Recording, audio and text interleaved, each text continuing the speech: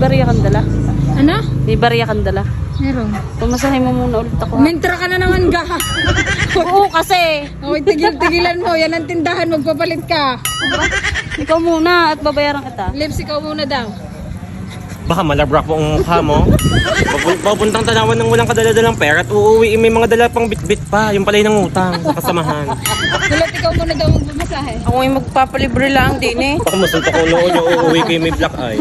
Pero muna ako. Ay, yung asarap ng tulog ng isa, ginising-gising, tapos magpapalibre lang. Adwang. Sabi ko, ay salamat, walang lakad bukas. Makakapahinga ako, makakatulog, makakapag-edit ng madami. Magagamit ko na yung speaker kong bagong-bago. Hindi din. Gising ka na. Sama ka. Sa BDO. ang ani ko eh. Nananahimik ang kaluluwa ko, hindi nagambala ng 3 engkanto. Abay, sumama rin naman at bibili ng 3 electric fan. 5 daw, 5. Ah, 5. Limahat sa init ng aking kwarto, dahil pang purgatorio, pumasok ka doon para aking sinusunog. Ay hindi, sunog ka na nga pala. Sanay ka na. Sanay ka na masunog. Oh, papamasahin mo muna ako ha. Ako guys, tigilan mo. Mag-umpisa ka na maglakad ngayon.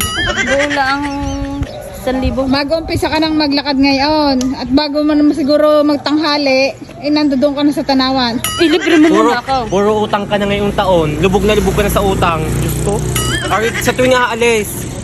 Babasahin mo muna ako. Ibili mo muna. Magbayad naman ng utang. Hoy, bayad na ako ha. Ipon na dyan ang utang, ang pera natin eh. Ako pa nagkautang. Ako pa nagkautang. Mukhang utang ka. Ang ginawa kay Ga.